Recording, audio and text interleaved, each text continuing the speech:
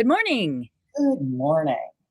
Good morning, everybody. I'm Ann Rossley. I'm with my dear friend and colleague, Kyle Harvey. We sell real estate in downtown Chicago, and we're excited to talk about what's going on because there's always a lot going on, right? Yes.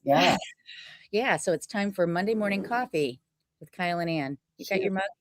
Cheers. Cheers.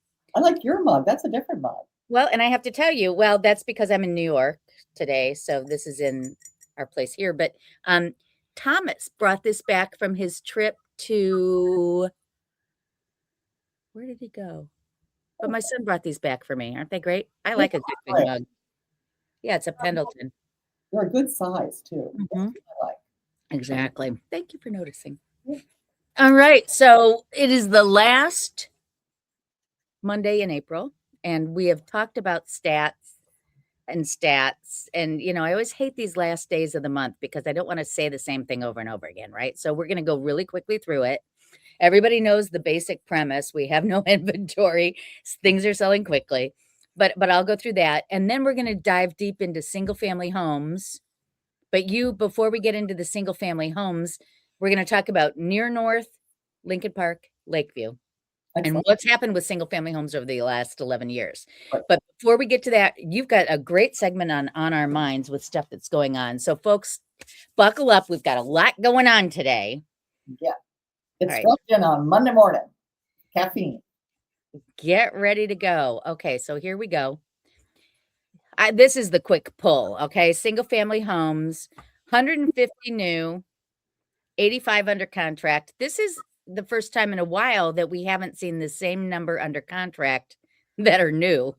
So that means inventory is rising, so that's good, and you'll see that in the next slide even more. 84 closed.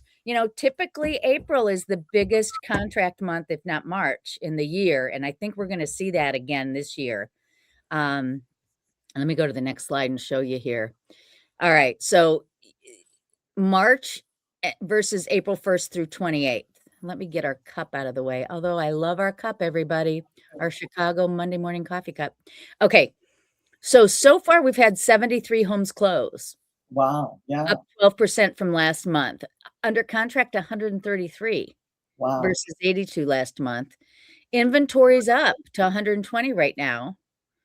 So, and the median sold price is up a little bit. So, very healthy April. So, good news there, folks. And then in attached, 1,643 new this month, 380 private, and 1,123 under contract. So, very healthy. Here's what it looks like.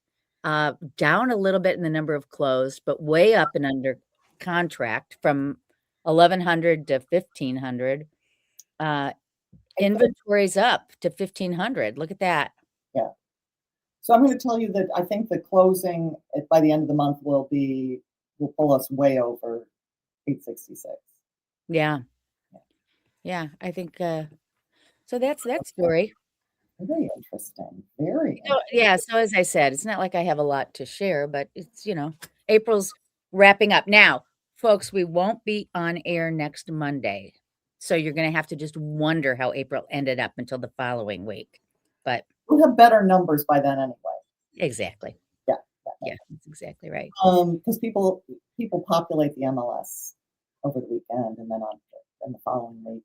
That is exactly right. If it closes on April 30th, you're not going to see it bubble up to the stats until the 3rd. All right. Let's talk about what's on our minds. What's on our minds, for heaven's sakes, people? So we've got 3 points to cover today. Number one is interesting. You and I have been sharing all the fights between Compass and Zillow, and this is another part of that. We'll talk about that. The St. Regis penthouse for sale. I have 11.5 million in between the cushions of my TV couch, right? Yeah. You're thinking about going and picking that one up, are you? It's beautiful. And interesting about how home buyers are viewing the coming and AI involvement in real estate. So I've got some data on that. Oh, that's interesting. All right. Okay, first, MRED is MRED is the multiple listing service for the Chicagoland, greater Chicago area. So MRED is the company that gives us our MLS, just so you know. And we call it sometimes MRED, we sometimes call it the MLS, but that is the multiple listing service. And MRED has long, 5 years, and what do you think? Put private listings, had a separate private listing network within the MLS. So it has the open one and the private one. And only until last week, only the open one was fed to all of those websites, Zillow, Redfin, Baird Warner, all the websites. More lately, Zenlist has been able to get the private listings too, but the population of the IDX, the ones that are sent out to all the platforms, was just the public listings. Well, didn't we see that some of them were on the MLS or on Zillow that said off market, even though they were private? No, they would say off. They may say off market, but they aren't the current listing. They're the old listing. Oh, okay. So that was the tricky thing about Zillow. And Zillow got into a fight with Compass because Compass was not only having a strategy of keeping things on the private network around the country, on private networks around the country and in Chicago, but they also had something called coming soons that they were only available to Compass clients. And then other agents that they thought would be helpful to a Compass client. Right. So, through the top agent network in Chicago, things like that. They would let us know that they existed, but they existed on something called coming soon exclusives. Right. Well, MRED has negotiated with Compass a policy to open up membership to any state licensed agent in the US to become a member of MRED and to see all of MRED's active listings through MRED, through the MLS, Chicago's MLS, and the private listings. So, it costs them another MLS membership. If somebody in Maryland decides they want to have access to MRED, they can pay the Chicago-based, which is not insignificant people, but it's open to them. And in exchange, Compass is going to play ball with MRED and put its coming soon exclusives, the ones that before it was keeping entirely to itself and through TAN, on MRED, which I thought was a win for Chicago.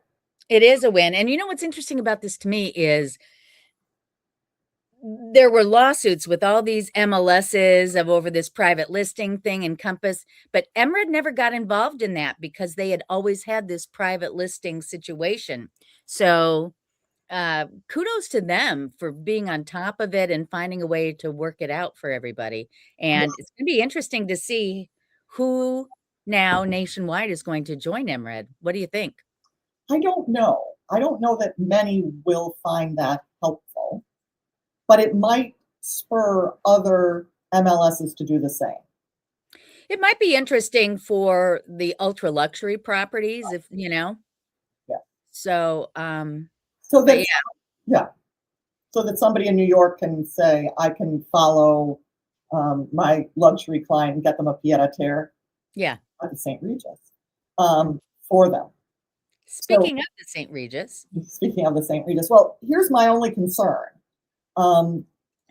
Zillow has not gone after MRED for its private listing network, which it keeps from Zillow. I mean, Zillow cannot get those private listings. I wonder if this relationship and sort of taking sides with Compass, choosing Compass's side, will turn Zillow rabidly against MRED. So that's still to come. Well, that's an interesting point. Yeah, I'll have to see what happens. All righty, the St. Regis. Here we go, people. Everybody likes a good-looking property, huh? Look at that Jeannie Gang beauty. It looks like water. It's beautiful. So this is a custom full floor residence. Oh, here, I'm gonna go back. It's in this part of the tower. It's on the 76th floor. Do you see I my can't see your cursor, so use your top words. one? See there are actually three buildings attached to each other, and it's the top one, the tallest part of the building. Yeah, people, if you haven't been in this building, you don't know that you're going through these 3 units. You just go down the hallway like it's just one Yeah, building. I mean, they are sort of. That's how the Sears Tower was built. That's how you build these super tall buildings. So this is the floor plan. I love a floor plan. Yeah. Look at it. That is a lot of activity of 5,900 square feet. So a couple that's linked to the Le Creuset company, the high-end French cookery company, are selling and this was a pied-à-terre. This was not their primary residence. This was their Chicago residence. So it's 4 bedrooms, 5 bathrooms, 5,900 square feet. And the sale price includes all the furnishings. I really like that floor plan. I was looking at that. It's a Go back. Yeah, I really like this floor plan. I'm thinking that sometimes when you do a combination unit or whatever, it doesn't make sense, but this one is really fantastic. I think what they did is they got it when it was raw space. Yeah. And they didn't have to undo anything. Yeah. So people notice, and this doesn't work on.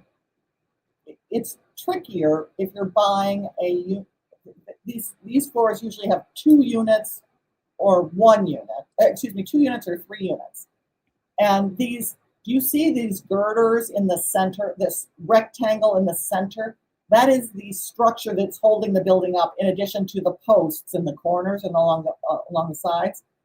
But you can't alter those. And when it is a smaller unit, let's say a half floor, those walls really interfere with your use of the building, your use of the unit, and they don't have them. It's actually quite brilliant, and it's really the wall to the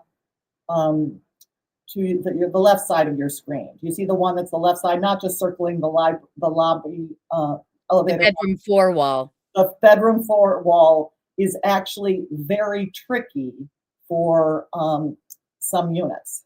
But it's not tricky here. Yeah, this is terrific. Okay. Let's see the pretty pictures. Okay, so these are Armani Casa furnishings. So this is the kitchen with a kitchen table. This is the family room. Probably looking from the dining area we were just at. That's the kitchen, though. So this is really where That's the dining, right? This is the dining room. And what I have to tell you people, you see this wall, this glass thing? It's not a mirror.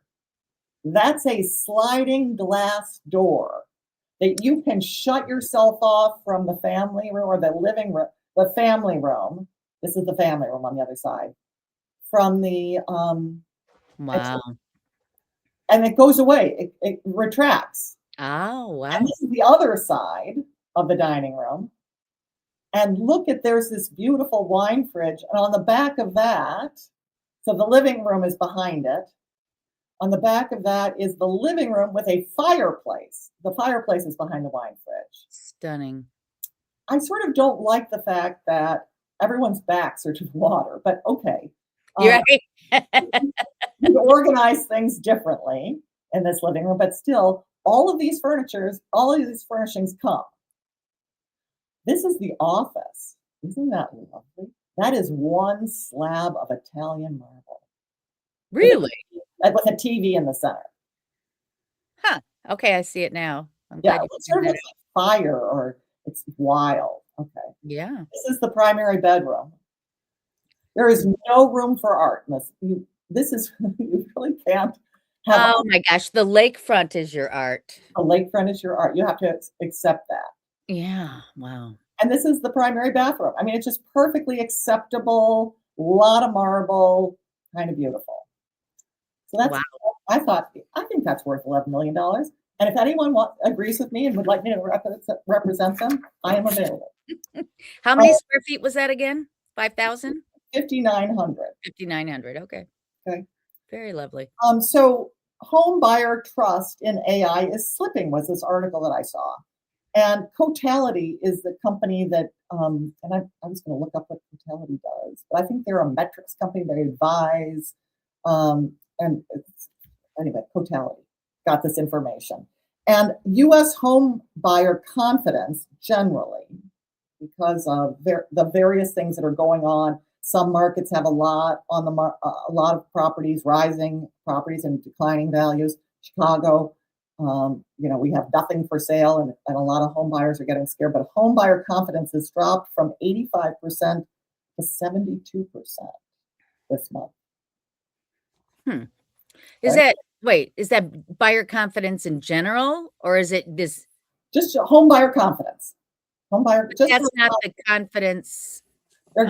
They're looking only surveying home buyers. Okay. Their consumer confidence. It's not consumer confidence, it's home buyer confidence. Okay, I gotcha. It is the measures of, how confident they're feeling about things. 75% of buyers assume AI plays a role in the home buying process. The other 25% have never thought of it clearly. With $2 trillion in mortgage originations each year, AI is getting really involved in the mortgage business, really helping people do a lot of the data collection from home buyers' tasks, etc. And AI is expected to be really helpful in the mortgage lending industry. But trust in AI is low considering how helpful it is. So I thought that was interesting. So they're talking about, and the mortgage industry is being very clear that they're using AI to help them collect information and move through the tasks more quickly, because the mortgage process can be lengthy if you're not on it and using all the tools. Right. Generational divide. 70% of boomers expect to see AI embedded in the processes of home buying. 84% of millennials expect it, and 81% of Gen Z. So it goes, the millennials are more confident and expecting of AI, and the Gen Zers, probably just because they're younger and a little less sophisticated, don't know. They didn't ask Gen X, apparently. Here's where they expect to here's where home buyers expect to encounter AI. 86% expect to see it on websites, on property websites. 82 expect to see it within property insurance applications. Interesting. Interesting. 80 expect it in the mortgage process, and 80% expect it with their agents. So they're expecting us, Anne, to use AI. Okay. Interesting. With the drop in consumer confidence, remember 85% to 72%, here's what home buyers think. 50% of Gen Z home buyers say AI would increase their confidence in buying a home. So 50% say, oh, you use AI, that increases my confidence in home buying process, okay? 40% of millennials agree, so dropping a little bit. 33% of Gen Xers agree, and 21% of boomers think it would increase their confidence in the home buying process. Boomers, love it. Okay, younger home buyers under age 35 make up 37% of the mortgage origination loans. So, and that makes sense that they don't have necessarily cash, but they make up 30% of the originated loans. They trust AI and want it to be part of the process for speed purposes. They also want human experts to give them certainty. 68% of buyers say clear AI labeling for property listings and mortgage recommendations is important or essential. So they want to know. Yeah. 37% say it should be mandatory. 61% of boomers think it should be mandatory because they want to know when they're dealing with a robot. Yeah. I get it. So in the US, trust in AI to help find a home has fallen by 14 percentage points from 30% in 2025 to 16% in 2026. that sort of it runs counter to some of the other data, but I thought it was interesting. Yeah. 55% of U.S. buyers prefer to work with a person to secure a mortgage, up from 46% last year. 66% prefer to work with a lawyer rather than AI, up from 54% last year. Now, remember, there are certain states where you don't even have to have a lawyer. And so, Texas, I'm looking at you. So I think there must be, because in the US, I mean, in Illinois, you got to work with a lawyer. And I don't think the lawyers are doing a whole lot of AI, but that's interesting. And 56% would trust a human over AI in assessing natural disaster risk. Florida, California. Right. Makes sense. So in any way, it's so I take away from all of this that there's a desire for safeguards, not elimination of AI. People are open to AI, but not. They want safeguards. They want to know they're using it, and they want a human to validate what they're seeing. So we agents need to bring our minds, not just parrot what AI is saying. Yeah. Anyway, that's all I got. I love it. All right. So let's talk about detached single-family homes in Near North, Lincoln Park, and Lakeview over the last 11 years. So we went through and pulled every single family that sold, 4,300 of them for this little analysis, 4,272 to be exact. And just in those three areas. Now, part of the interesting thing was 868 of them resold during the 11-year time frame. So different MLS number. 2015 through 2025. Yeah. Interesting. Okay. So how has the market changed? Well, in the three areas, the median sales price for a single family home today is $2 million. That's up 36% overall for the three areas, remember. The median days on market is 23. That's down 63% from the 62 days from 2015. 98.6% is your average sales to list price, which is up 2.1 points. And sold at or above list, almost 44% of the properties last year sold at or above list. Whoopsie. My cursor's got to be in the right place to get to the next screen. Wow. Imagine how that works. Okay, so here's the interesting thing. If you look at 2015 to 2025, two totally different markets, meaning before 2021, you had your typical real estate balanced market with 78 days on market before it sold, 96%, still a very good, sales price to list price percentage, right? And still 13.7 sold at or above list. But then we all know the pandemic, everything changed, and it became a totally different market. Yes.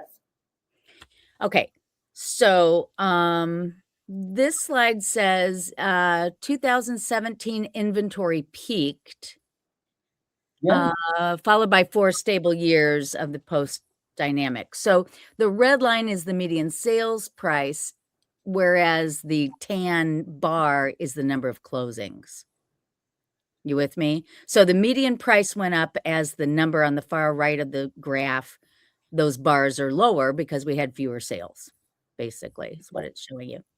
Okay, so here's the weird thing. One would typically expect that when rates go up, volume goes down and prices go down, right? We didn't have that. So it's almost counterintuitive. What happened was rates went up, and so everybody stayed in their homes. Nobody wanted to sell, right? And so that created this shrinkage of inventory. And because of the shrinking of inventory, that's what caused it all to go up. Make sense? Yep. Okay. So see, there's where it goes. Volume surged 50% when rates fell. Okay. So here's a look at the 3 different neighborhoods. And so go back. When rates really fell, volume also surged because people went crazy.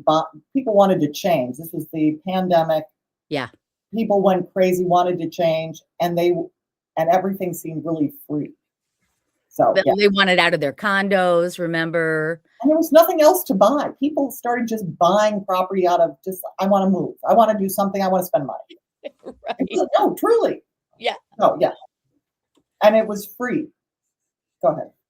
Yeah, properties, rent estates made it essentially free. Okay, so here's where it starts to get interesting with the 3 different neighborhoods. Yeah. So if you look at Lakeview, total sales of 1692, Lincoln Park 2219, Near North only had 361 single-family sales over the 11 years. So Wow. Near North in 2015 was already at 2.15 million median sales price. 11 years later, 2.33, so it only went up 8%. Whereas Lincoln Park and Lakeview started at 1.3 and 1.6 and then went up to 1.8 and 2.1, so they were up 39%. Okay? Nobody was taking an old worker's cottage and turning it into a McMansion. And see, we're gonna talk about that. On the near north side. But you were doing that in Lincoln Park and in Lakeview. Go ahead. Yeah, that's exactly right. So, yeah, to your point, that gold line is Near North. And again, when you have fewer units happening, you're going to get weirdness in the statistics. Yeah. So, okay, so here's Lakeview, a million point 85, 444 per square foot, 29 days, and 45% sold at or above list. Right now, Lincoln Park is the strongest at 2.21 median sales price, $516 per square foot. They sell in 14 days, 48% sell over list price. Oh, one thing to note, Lincoln Park is your basic Chicago neighborhood. Whereas, and we'll talk about this in a minute, but you've got the brick single family homes. The wood cottages, you've got everything. Yeah. Near North, they have the most square footage, but they're smaller lots. So they're much more vertical single family homes than the other 2 neighborhoods. So 162 days is the median market time. Okay. This is not a surprise, but let's just touch on it anyway. This is the number of bedrooms and how that affects sales price. So the larger homes obviously sell for more, but they also take longer to sell. And the 1 to 2 bedrooms on the left, those are the tear downs. So that's basically lot price on the left side there. And here you go. Bigger lots cost more. 3,150 square feet, by the way, is the standard city lot in Chicago. So that's between the 2nd and the 3rd bar. 25 by 125 is the standard lot. Mhm. So your bigger lots take more time to sell. Okay, this is kind of fun. It's a little difficult to see if you're. Oh, Isn't that cool? yes. So brick and stone and limestone command the highest price, not a surprise. Other material is that tan line before the other red, which is brick. It basically says, and I'm guessing that's probably hardy board. What do you think? New construction hardy board is the other material? Yeah. Yeah. Or it's mixed brick and wood and hardy board. Yeah, that could be. Yeah. But right, aluminum vinyl frame, they're selling at a lower price. Yeah. Okay, so check out the schools here. Mm. Isn't this interesting? So the first bar, the tan bar, is the median sales price of a home in each of the various school districts. The red bar is today. So tan is 11 years ago, red is today, or maroon is today. So Lincoln Park was not the highest price before, but it is now. Ogden, because it is in the priciest neighborhood of the city, hasn't really appreciated, but it's still up there.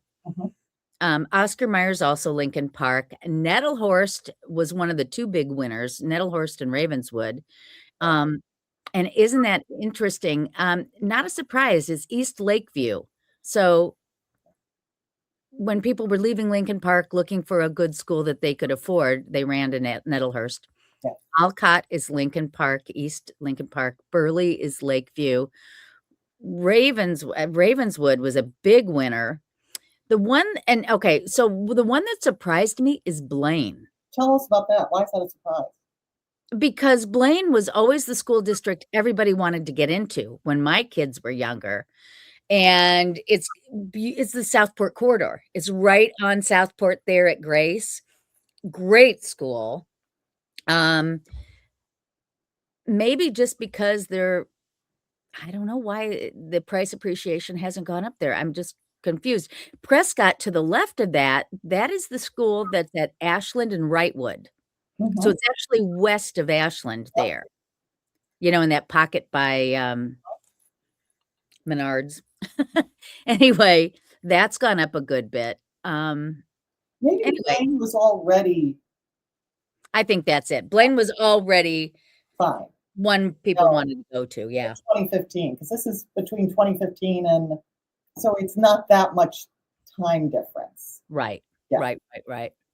But for those of you who aren't so familiar with Chicago schools, these are all schools that parents are very happy to put their children into, and they will move to these neighborhoods to be in those school district.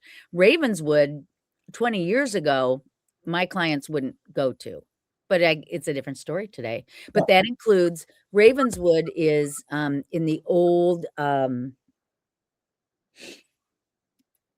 I'm drawing a blank. Graceland West area. Well, it's also that area that I always call Ravenswood. It's in Lincoln Square. That It's right where they all come together, where Lincoln Square meets yeah, Uptown meets, Edgewater. yeah. Yeah. Anyway, so this chart basically says if you're new construction, you're gonna sell for more quickly, and if you're vintage, you're gonna sell for more quickly. But if you're in, like, the '60s, '70s, not so much. That's not a surprise, right? Mhm. Um, this talks about the pricing window. The big increases in price and the big volume occur in May, June, July. Again, that's closings, Yeah. right?